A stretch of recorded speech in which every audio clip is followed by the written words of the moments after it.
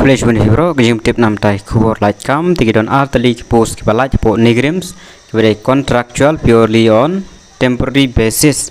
Take a debate directly, walk in interview, direct interview, don't come on to exam, don't come by direct interview. Take a company advertisement. Application are invited for a walk-in interview to be held in the seminar room. Can now give a call apply. Seminar room, Community Medicine Department, main building, Neigrihms, Shillong. Take a post kide ka lab technician, ka number of posts kadan ka way, ka qualification they belong 10+2 with diploma in medical lab technology lane BSc, MLT or equivalent ya kite. Desirable experience dan kam DMT and 1 year experience from a recognized institution. Candidate with experience relevant field will be preferred. Kikpa hamdan experience can prefer. Maximum age limit 30 years. Ka payment kan day 18,000 per month.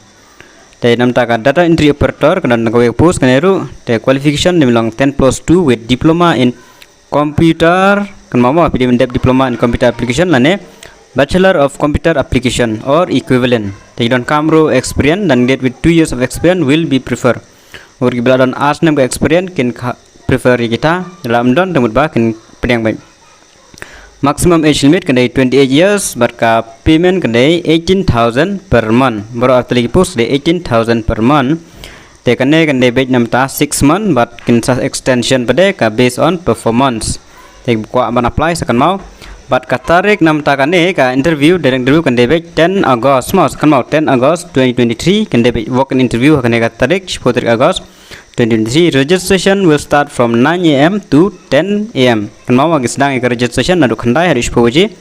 An interview from 10:30 AM onward on 10 August 2023. Kan mau sepotrik jom 9 August phaban lek. Tena kam ta kan nebde ban confirm phaban ne registration lupa dagaba fisu phone ma. Candidate who wish to appear in the interview must confirm their participation through phone. Contact number phaban phone une man confirm 0364 253 9364. Phaban phone during office hour kama for belong office on all working days latest by 1st August 2023. Hadu kasitri August aja apply khnang ba kini ki interview committee kan la ban arrange ka interview slot namta kini candidate ki bakwa ban apply.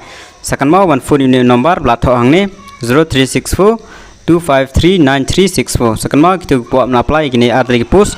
Sakan mau ban kontak syai kini nomor namtan confirm ya ka interview date ke jongpi ban kila ban arrange namta ka tugas ni.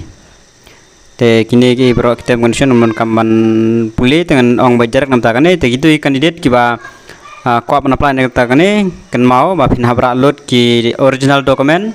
Rengkat bagi self attested xerox copies of all the above document. Rengkat bagi experience certificate ke baro kidur ke jinon kambaro kumba ju apply kam baro ki dokumen ki don kambaro ke post ke Tylli lab technician bat data entry operator. Thank you jemput college one.